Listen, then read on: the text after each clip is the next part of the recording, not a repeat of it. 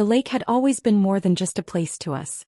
It was where my father taught me how to fish, where my sister and I spent countless summers jumping off the old dock, where my mother would sit on the porch with a book, listening to the rustling trees.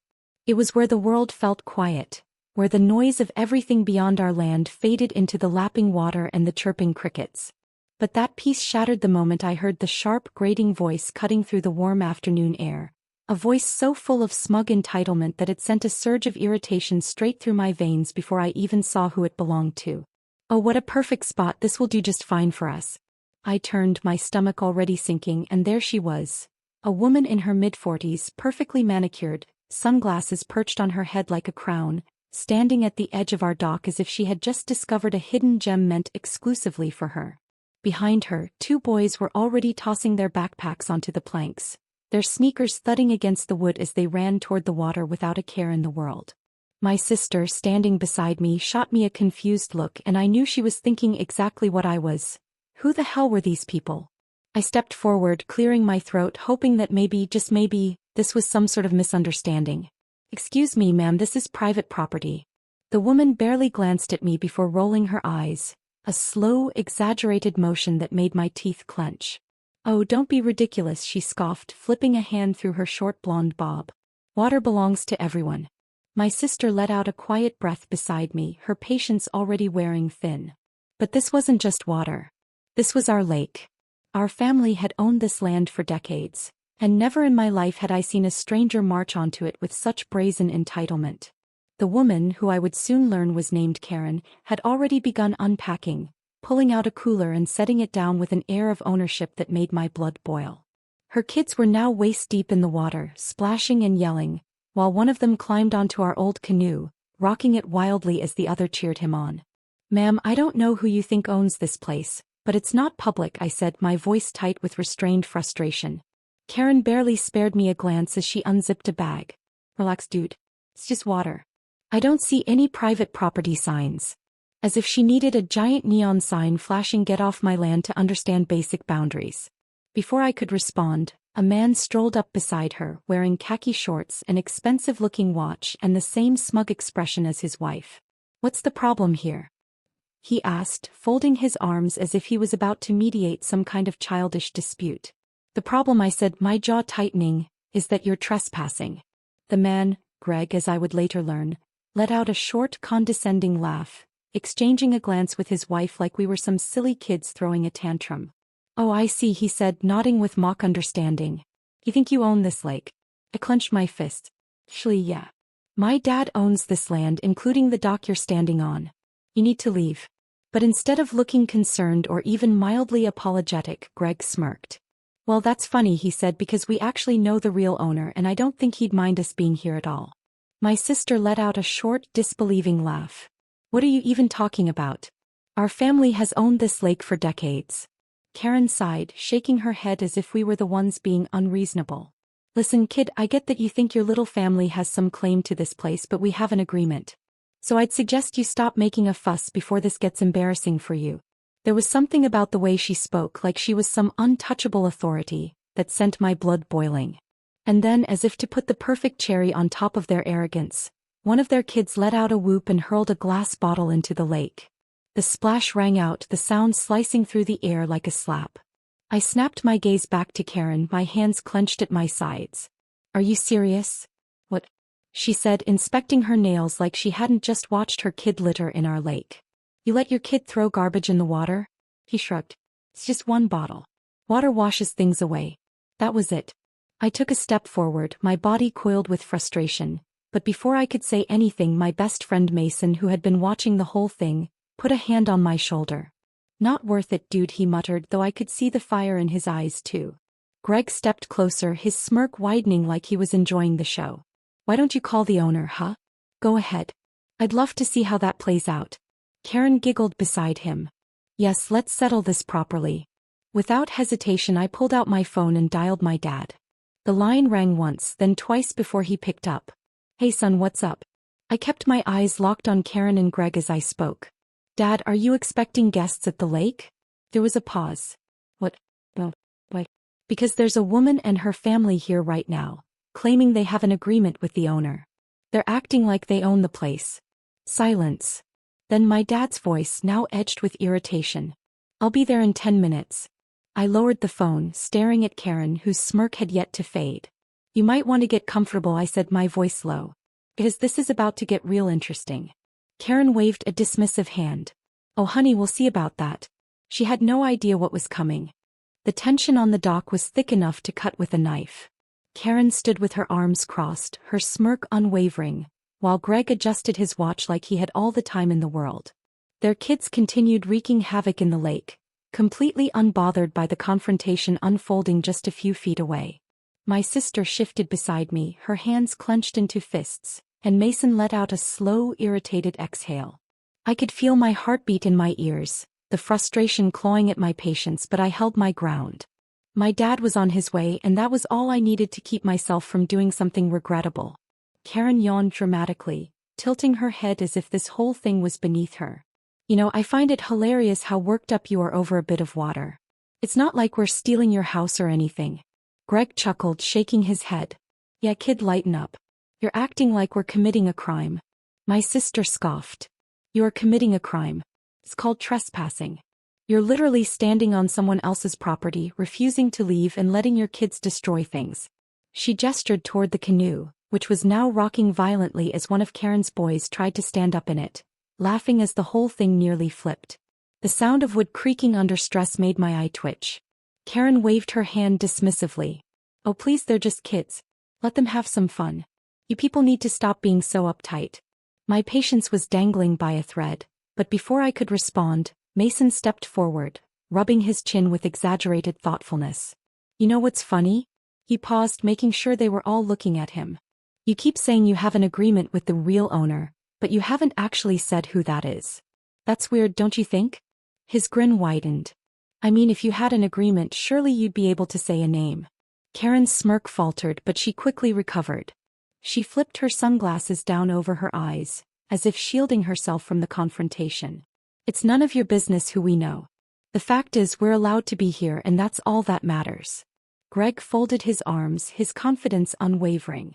Look, we've been coming here for weeks. The previous owner never had an issue with it. My stomach dropped and my sister let out a sharp laugh. Weeks? You've been doing this for weeks? Karen rolled her eyes. Relax. No one was here, so what's the harm? At this point I was seeing red.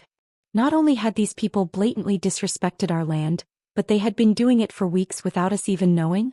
Before I could say anything, the deep rumble of an approaching engine cut through the thick air. A black SUV rolled up the dirt path leading to the lake, and the moment it came to a stop, I felt a wave of relief wash over me. My father had arrived. The car door opened and my dad stepped out, his presence alone enough to shift the energy. He was a man of quiet authority. He didn't need to raise his voice to command a situation. He took one look at the scene before him, his sharp eyes scanning the dock, the trespassers, the mess they had made, and then finally landing on me. Someone want to tell me what's going on here? His tone was calm, but there was an unmistakable edge to it.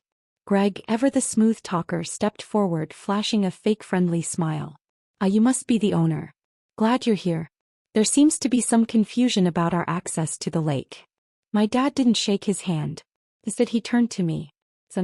I crossed my arms. They showed up uninvited, refused to leave, and now they're claiming they'd know the owner. They also admitted they've been trespassing for weeks. Karen, realizing that her usual smug attitude wasn't working, put on her best innocent expression. Oh come on now, let's not blow this out of proportion. I was under the impression we had permission. My father tilted his head slightly, studying her. From whom? Karen's mouth opened but no words came out. She glanced at Greg, who had suddenly found something very interesting to look at on the ground. Before my father could say anything else, the sound of another vehicle approaching drew everyone's attention. A police car rolled up, the sight of it making Karen's smug mask slip entirely. The officers stepped out, their eyes scanning the situation before walking toward us with the kind of weary patience that came from handling one too many petty disputes. What's going on here? One of them asked, flipping open a notepad. Karen wasted no time. She threw her hands up in dramatic relief, her voice taking on a theatrical waver. Oh, officers, thank God you're here. She clutched her chest like she had just been rescued from a burning building. This man is harassing my family and trying to force us off the property that we have every right to be on. She turned, pointing an accusatory finger at me, her face twisted into an exaggerated display of distress. He's been threatening us, yelling, being completely unreasonable. I stood there, arms crossed, watching in disbelief as she spun her web of lies. My sister let out a disbelieving scoff beside me and Mason muttered, "Unbelievable." The officers exchanged a glance before turning to me. "Sir, can you explain what's going on here?" I took a deep breath, keeping my frustration in check. My family owns this land. These people showed up uninvited, set up camp on our dock, refused to leave, and when we told them they were trespassing, they started making ridiculous claims about knowing the owner. I gestured toward the lake, where Karen's kids were still wreaking havoc, throwing sticks and trash into the water like it was some public beach. Karen gasped dramatically. That is not true. We were simply enjoying the lake, which is a natural resource that should be open to everyone. Greg, who had been quiet until now, finally spoke up, his voice dripping with condescension. I don't see why this is such a big deal. We've been coming here for weeks.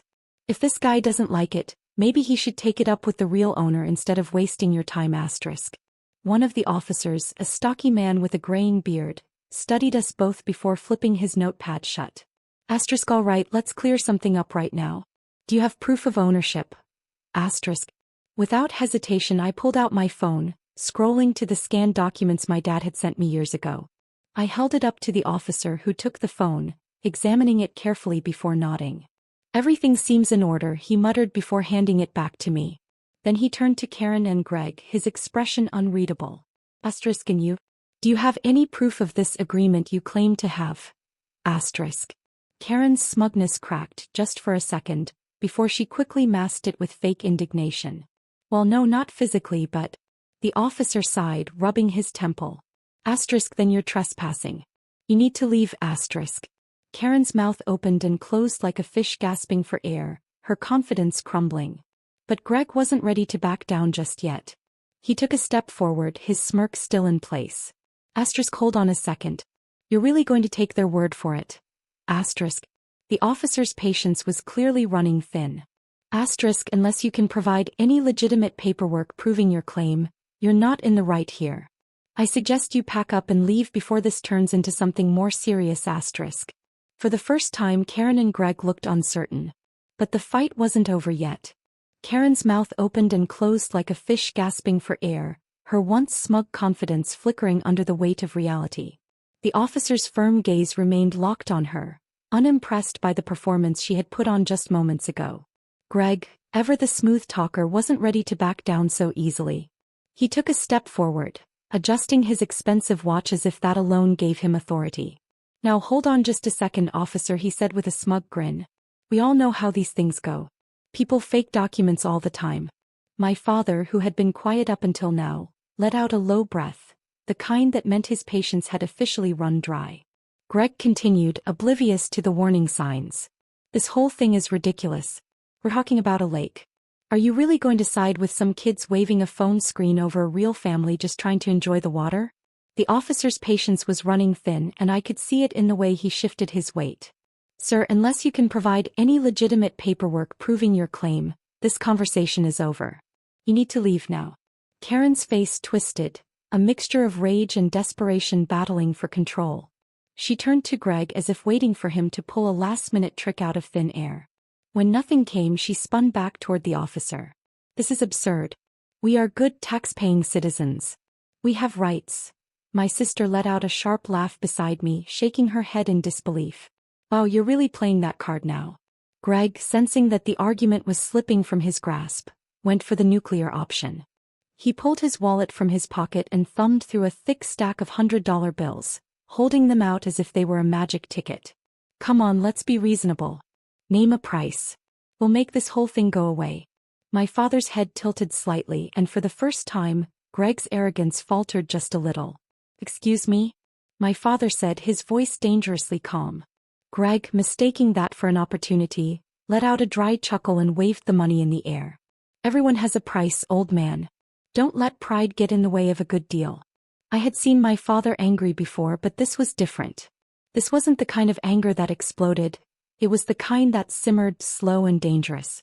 He took a step forward, closing the distance between them, and for the first time, I saw real hesitation flicker in Greg's eyes. "Let me make something very clear," my father said, his voice low and steady. "This land is my legacy. It has been in my family for generations. No amount of money will change that. And the fact that you think you can buy your way out of trespassing, out of disrespecting my family, tells me everything I need to know about you." Greg's smirk wavered, but he recovered quickly, slipping the money back into his wallet with an exaggerated sigh. "Fine, if you don't want to do this the easy way, we can always go the legal route. I've got connections. One phone call and I'll have a team of lawyers making your life miserable." I let out a short laugh, unable to contain myself. "Yeah. And what are you going to sue us for? Owning our own land."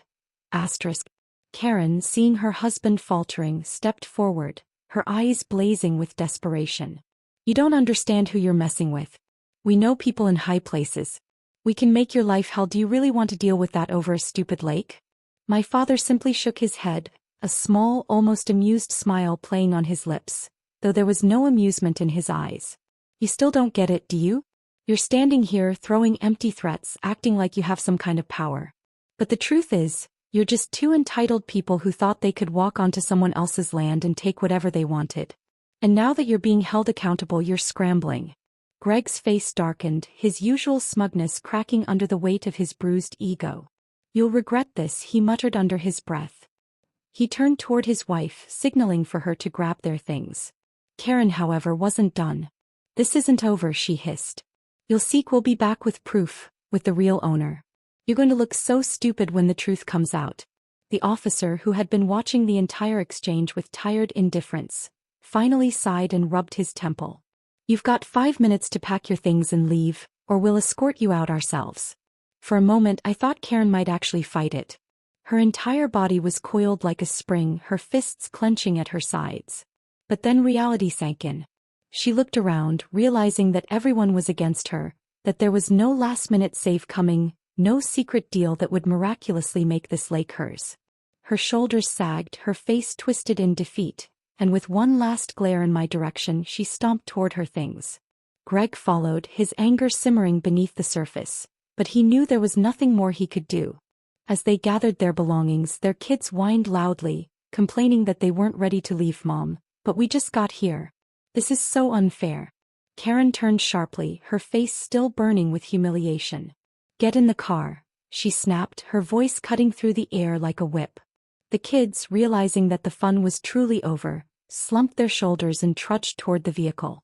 I stood beside my father, watching as they threw their things into the trunk with furious movements, muttering to each other in hushed tones.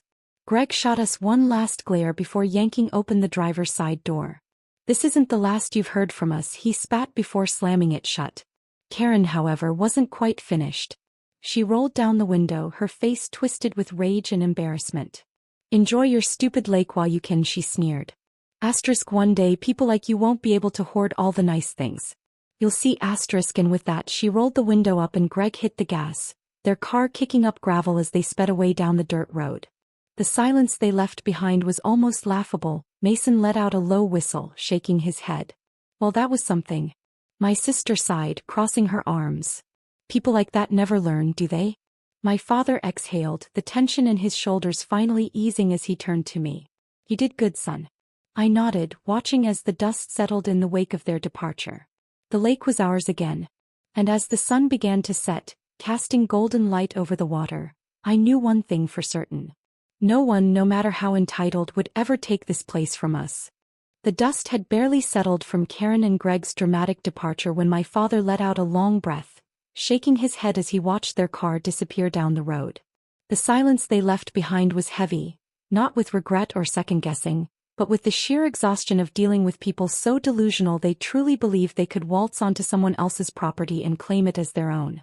The officers lingered a moment longer, one of them jotting down some final notes before tucking his notepad away. "If they come back, give us a call," the older officer said, his voice edged with irritation. "People like that don't usually take no for an answer the first time." My father nodded, but there was no doubt in my mind that Karen wouldn't be returning, not because she had learned her lesson, but because she had lost and people like her couldn't stand to face their own failures. They ran from them, buried them under layers of self-delusion, and convinced themselves that the world had somehow wronged them instead of accepting that they had simply been in the wrong. My sister let out a short laugh, running a hand through her hair as she turned to me. That was ridiculous, she muttered, shaking her head. I mean, I knew people could be entitled, but that was next-level delusional. Mason stretched his arms, glancing toward the lake, which now sat calm and undisturbed again, as if it had been waiting for those intruders to leave. I'll tell you one thing, he said, smirking. We should have charged admission for that, front row seats to the greatest Karen meltdown of the century. I could have made a killing. My father chuckled at that, the tension in his posture finally unwinding as he stepped forward and placed a hand on my shoulder. You handled yourself well, he said, his voice quiet but firm. A lot of people would have lost their temper in a situation like that. You kept your head. I exhaled, realizing just how much I had been holding in throughout the entire confrontation. Yeah, well, I muttered, kicking at a loose rock on the dock. It wasn't easy. We spent the next hour cleaning up the mess Karen's family had left behind. Empty snack wrappers, beer bottles, a couple of broken plastic cups. Nothing surprising. Just more evidence of the kind of people they were. My father didn't say much as we worked, but I knew him well enough to know that he was still thinking about it, still turning the whole thing over in his mind. He had always been the kind of man who believed in giving people the benefit of the doubt, but he also wasn't naive. He had dealt with entitled people before, though maybe not on this scale. As we gathered the last of the trash into a garbage bag, my sister let out a sigh, tying it up before tossing it into the bin near the cabin. I don't get it, she said, shaking her head. What goes through someone's mind that makes them think they can just walk onto private property and claim it? Like, what kind of reality are they living in? My father dusted off his hands, staring out at the lake, the water shimmering under the setting sun. Entitlement, he finally said, his voice calm but firm. Some people go through life thinking that the rules don't apply to them, that the world owes them something just because they exist. And when they don't get what they want, they lash out. They don't understand accountability because they've never had to face it before. I knew he was right. Karen and Greg had probably bulldozed their way through life, always expecting to get what they wanted by demanding it loudly enough, by throwing tantrums, or by flashing money at the problem until it disappeared. But this time they had hit a wall. They had run into people who weren't intimidated by their arrogance, who wouldn't bend just to make them go away. And that had shaken them. As the sun dipped lower, casting golden hues across the lake, I sat down on the edge of the dock, letting my feet dangle just above the water. The cool breeze carried the distant sounds of birds calling to one another, the rustling of trees lining the shore, the soft lapping of water against the wooden beams. Peace, the kind of peace that Karen had tried to steal from us, but ultimately failed to. My father sat down beside me, his hands resting on his knees. Proud of you, son, he said after a long pause. I turned to him a little surprised. For what? He gave me a small smile, the kind that spoke volumes without needing many words. For standing your ground. For not letting people like that push you around. A lot of folks would have just let it happen just to avoid the hassle. I thought about that, about how easy it would have been to just walk away, to let Karen and Greg have their way simply because dealing with them had been exhausting. But that wasn't how the world worked. You didn't just let people trample over you because it was easier. You fought for what was yours. You stood up for what was right, no matter how loud or aggressive the other side got. Yeah, I said, staring out at the water, watching as the ripples spread out, endless and unbothered. I guess I just didn't want to let them win. My father nodded, his gaze steady. And you didn't. My sister plopped down beside us, nudging my shoulder. Next time though, she said with a grin, can we at least charge them for the entertainment? I feel like we missed out on a business opportunity here. Mason, who had been standing nearby, burst out laughing. Now there's an idea, live Karen meltdown. Tickets only. My father chuckled, shaking his head. If there's one thing I've learned in life, it's that there will always be another Karen, he exhaled, standing up and stretching. And next time we'll be just as ready. I watched as the last rays of sunlight painted the sky in shades of orange and pink, the lake reflecting it like a mirror. No matter how many entitled people came and went, no matter how many tried to take what wasn't theirs, this place would always belong to us. Not just because of a piece of paper or a legal deed, but because it was more than land. It was history. It was family. And no one, no amount of arrogance, no level of entitlement, could ever take that away from us.